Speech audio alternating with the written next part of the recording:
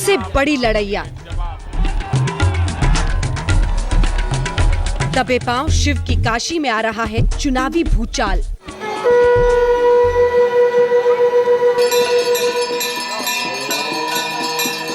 काशी के गंगा घाट पर असंख्य मंदिरों में बजती ये विश्वास की घंटियां।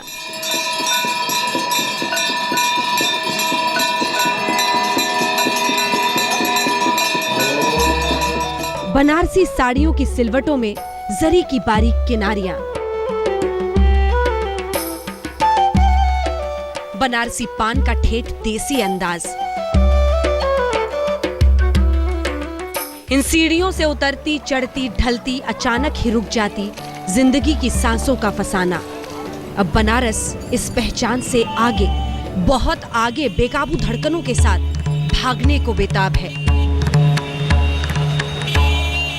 ये धड़कनें अब चुनावी थाप पर थिरकेंगी। होगा सत्ता संघर्ष, शिव नगरी में बजेगा मृदंग। बनारस की धरती गवाह बनेगी। लड़ना तो बनता है चुनौती देना। सत्ता का शीर्ष मिले ना मिले, संघर्ष का चरम पाना तो बनता है, क्योंकि युद्ध ही तो वीर का प्रमाण है। जी हाँ, बनारस ही है अब 2014 की रणभूमि, जहां पर लड़ी जाएगी सबसे बड़ी लड़ैया। मोदी बनाम केजरीवाल। हर हर मोदी, हर मोदी, हर मोदी, कोई ज्यादा शोध की जरूरत नहीं ये समझने के लिए कि मोदी ने बनारस ही क्यों चुना दिल्ली पहुंचने के लिए। शिव की नगरी में उन्हें उम्मीद है कि हिंदुत्व का शंख सबसे ऊंचा बजेगा।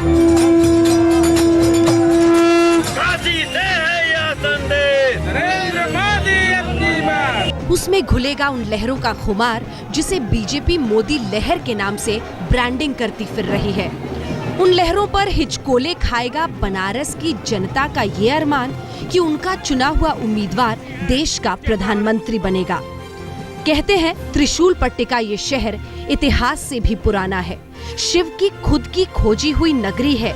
इन्हीं लहरों में किसी मुरादी सिक्के की तरह मोदी हिंदुत्व के अद्वितीय महानायक की तरह अपने आप को स्थापित करना चाहते हैं। बनाने का सामर्थ्य ये देश रखता है। वडोदरा से तो महज अपने ही मांद में चमकने की जंग होगी। बनारस से तो मोदी को लड़नी है सबसे बड़ी लड़ैया। मोदी मोदी मोदी।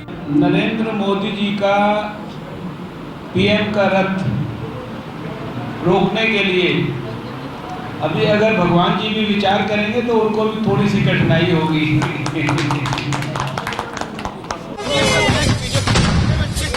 बीजेपी को मोदी में रब दिखता है, ये लाजमी है, लेकिन ये तो बनारस बताएगा देश को कि देवालय से पहले शौचालय को भाषण में चुनने वाले मोदी ने देवालयों की ही नगरी से हिंदू हृदय सम्राट बनने का रास्ता क्यों चुना है।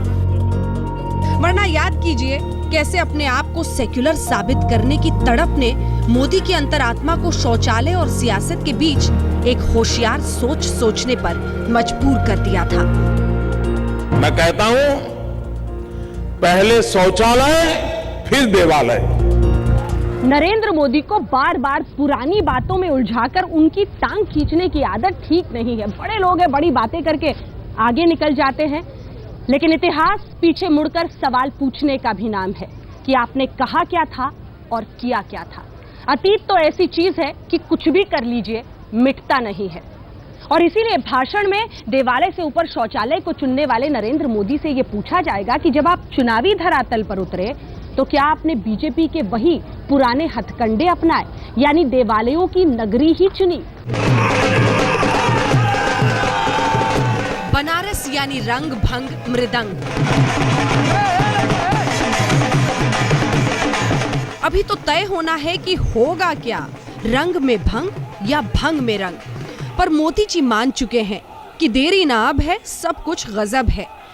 ये नरेंद्र मोदी के नाम के आगे प्रधानमंत्री लगना अब सिर्फ वक्त की बात है। लेकिन क्या बनारस के लोग रंग भरने को राजी हैं मोदी के सपने में? बनारस कबीर है, बनारस फकीर है, बनारस अबीर है। जुलाहों के करगों पर ढलता हुआ बनारस, तहजीब की लहरों पर बहता हुआ बनारस। किधर बहेगा बनारस, किधर बहेंगी बनारस की लहरें। नरेंद्र मोदी के बारे में इतना हम नहीं बता सकते हैं क्योंकि वो उनका सोच कुछ और है। हम एक कांग्रेसी मगर देंगे मोदी को वोट। मोदी जी के सपने के लेकिन दुश्मन हजार हैं। कांग्रेस में दिग्विजय सिंह ने टक्कर देने की मंशा जताई तो आनंद शर्मा बढ़कर बोले, मोदी से लोहा मैं लूंगा। कई नाम विचाराधीन हैं, पर कांग्रेस का मजबूत उम्मीदवार होगा। कांग्रेस पूरी मजबूती के साथ वाराणसी से चुनाव लड़ेगी। क्यों करेंगे? हम राष्ट्रीय दल है, इस देश का सबसे बड़ा। ये प्रश्न पैदा नहीं होता। कांग्रेस अपने बलबूते पर, अपनी जमीन पर, अपने विचार पर चुनाव लड़ेगी। पार्टी के अंदर मीटिंग हुई और पार्टी ने मुझे कहा कि आपको नरेंद्र मोदी जी के खिलाफ चुनाव लड़ना चाहिए। मुझे यह चुनौती स्वीकार है।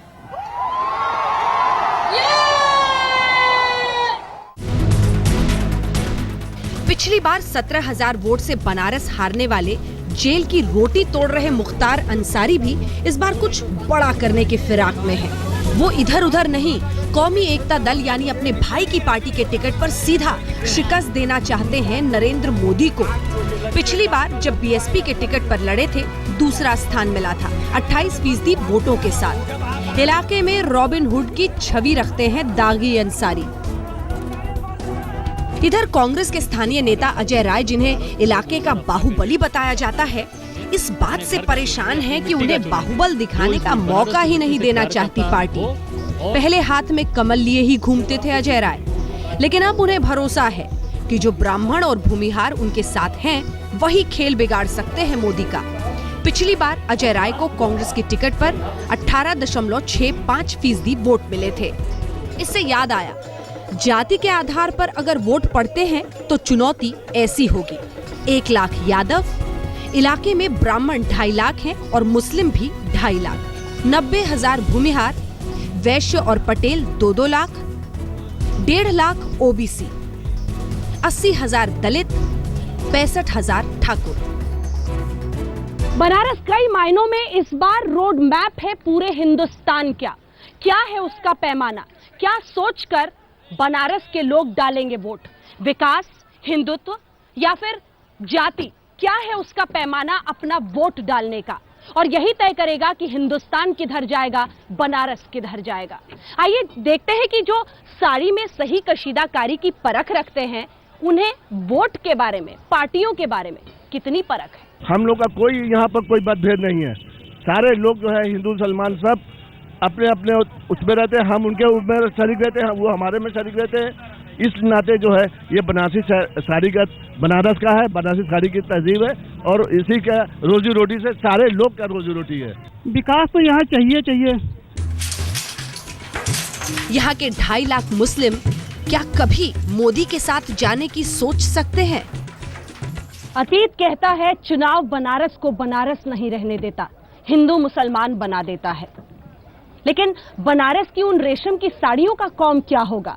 आजान की आवाज पर बनी उन साड़ियों को शाम में आरती में थाल में सजा दिया जाता है। देखिए, नरेंद्र मोदी हो या जो भी हो, जाने को जा सकता है, लेकिन वो व्यक्ति सही होना चाहिए।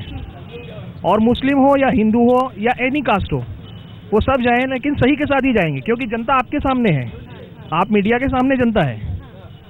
जाति से ऊपर, धर्म से ऊपर लोग इस बार जाएंगे वोट डालने के? बिल्कुल जाएंगे, क्योंकि सबके सब एकदम त्रस्त हैं। देश के हालात को देखते हुए, वो हिंदू हो, मुस्लिम हो, कोई भी कास्ट हो, वो देश को देखते हुए सब बिल्कुल त्रस्त हैं। इसलिए वो सबको सच्चाई चाहिए। गुजरात के बाद या फिर उस उदाहरण को रखते हुए बनारस में जो मुस्लिम है, जो मुसलमान है, वो सोच सकता है नरेंद्र मोदी के साथ जाने की? अब तो वक्त ही बताएगा, ऐसा हमको समझ में तो नहीं आता, लेकिन वक्त बतलाएगा। ये कहा जा रहा है कि कट्टर हिंदुत्व की ही छवि आगे ले जाने के लिए बनारस चुना है उन्होंने, लेकिन ऐसे में क्या विकास एजेंडा होगा या फिर उसी को वो आगे ले जाते हुए दिखाई दे रहे हैं?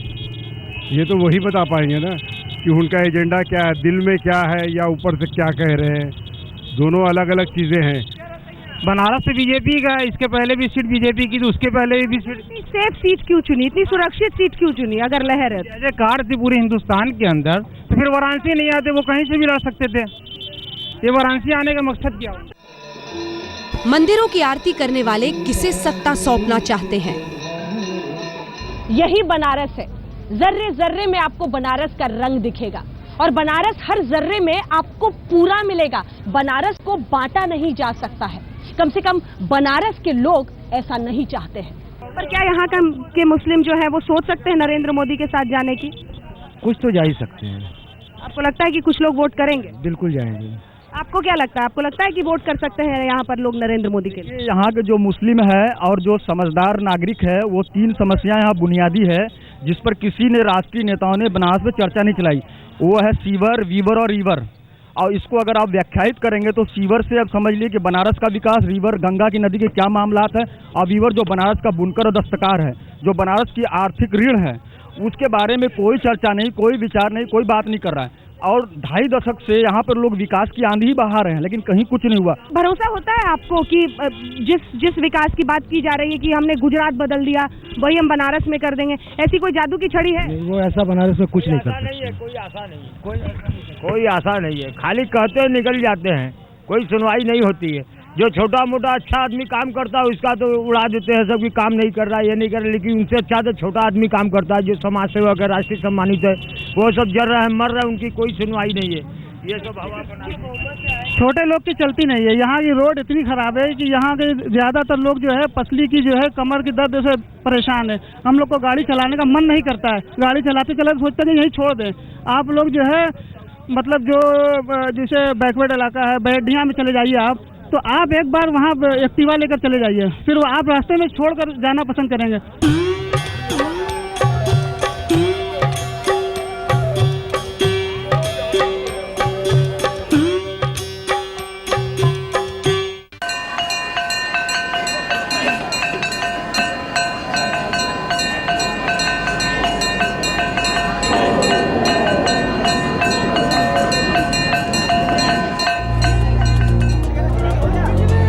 यहाँ से बीजेपी के सांसद मुरली मनोहर जोशी को टिकट ना देकर मोदी को मिला, यानी अपने कल से आगे निकलने को बेताब है बीजेपी। इस पे मोदी का कल टिका है। लेकिन अगर बीजेपी की नजर सबसे ज्यादा किसी प्रतिद्वंदी पर टिकी होगी तो वो है केजरीवाल। केजरीवाल की नई दिल्ली वाली जीत ने शीला दीक्षित के पैरों तले की जमीन खिसका दी थी। क्या बनारस का युवा केजरीवाल पर भरोसा करेगा? खूबी या कमी, क्या है बनारस के युवा का मत? कौन जीतेगा बनारस की जंग? बनारस के दशाश्वमेध घाट पर ये जानने से बेहतर जगह क्या हो सकती है, क्योंकि हर कोई काशी विश्वनाथ के मंदिर में यहाँ पर पहुँचता है, बाबा के सामने जाता है और फिर हर हर गंगे करने इसी घाट पर पहुँचता है। कुछ युवा, कुछ तमाम साधु संत, अन्य लोग, व्यापारी, युवा वर्ग के तमाम लोग, हर किसी का प्रतिनिधित्व लगभग आप घाट पर देख सकते हैं, क्योंकि बनारस का हर रंग, हर रूप आपको इस घाट पर दिखाई देता है। और इसीलिए सवाल जवाब का सिलसिला जरा शुरू करते हैं। आपसे मेरा ये सवाल, आपको क्या लगता है नरेंद्र मोदी यहाँ पर जीत पाएंगे? क्यों लगता है कि जीतेंगे? देखिए, यहाँ बनारस में नरेंद्र मोदी पक्का जीतेंगे, क्योंकि अगर हम इतिहास उठा के देखें तो भारत की राजनीति ने हमेशा एक चेहरा तलाशा है। कभी इंदिरा गांधी को तलाशा है एक चेहरे के रूप में, कभी वो अटल बिहारी वाजपेयी थे, और आज के समय में नरेंद्र मोदी हैं। और जब जब ये चेहरे की बात आई है, जब जब एक पर्सनालिटी की बात आई है, तो उस पर्सनालिटी ने भारत की राजनीति को चेंज करके दिखाया है। और इस बार नरेंद्र मोदी इस बार भारत की राजनीति को चेंज करने वाले हैं। आप लोगों को लगता है कि वो जीतेंगे? बिल्कुल चेंज करेंगे। आप इस पर कुछ कहना चाहते हैं? आपको लगता है, क्योंकि अगर अरविंद केजरीवाल, आ रही हूँ, अगर अरविंद केजरीवाल चुनौती देते हैं, क्या वो चुनौती देने में कामयाब रहेंगे मोदी को? नहीं दे पाएंगे यहाँ से चुनौती अरविंद केजरीवाल। क्यों? क्योंकि दिल्ली की सत्ता एक महीना से संभाल नहीं पाए। लेकिन दिल्ली में ही शीला दीक्षित को उन्होंने हराया था, पैरों तले की जमीन खिसक गई थी दिल्ली में शीला दीक्षित की, 3 बार की मुख्यमंत्री की। नई दिल्ली विधानसभा में और बनारस लोकसभा में जमीन और आसमान का अंतर है, इसलिए यहाँ से नहीं जीत पाएंगे। आपको क्या लगता है? आपको लगता है कि विकास के प्रतीक हैं नरेंद्र मोदी? बिल्कुल है, क्योंकि हम लोगों ने देखा है, हम गुजरात भी गए हैं वहाँ पर और काफी ज्यादा विकास हुआ। यहाँ पर देखिए कि आज 10 साल हो चुके हैं कांग्रेस की सरकार को, लेकिन कहीं भी आप विकास का, चाहे गाँव में देख लीजिए या कहीं भी शहरों में देख लीजिए, कि विकास की कहीं भी मतलब कुछ दिखता ही नहीं है। जैसे यहाँ पे अभी देख लीजिए, गंगा के किनारे ही देख लीजिए, कितनी गंदगी पड़ी है, कितनी प्रॉब्लम्स है, लेकिन वहाँ पे कांग्रेस ऐसी सरकार है, एकदम भ्रष्ट और करप्ट सरकार है। तो नरेंद्र मोदी आ रहे हैं तो वो कृष्ण बन करके आ रहे हैं। काशी में आ रहे हैं तो काशी में बाबा विश्वनाथ बन के आ रहे हैं, पूरे विश्व की रक्षा करने के लिए आ रहे हैं। केजरीवाल की चुनौती एक बिगुल है, इस बात का कि आपस में घालमेल की कहानी अब नहीं चलेगी। जीत या हार, ये सत्ता संघर्ष के फंसाने का सबसे कठिन अध्याय चुनौती की अमिट स्याही से जरूर लिखा जाएगा। मैं आपके भविष्य की गारंटी लेकर के आया। बनारस को ये भी सोचना होगा कि मोदी अगर वडोदरा और बनारस दोनों ही सीटों से जीत गए तो कौन सी सीट छोड़ेंगे मोदी?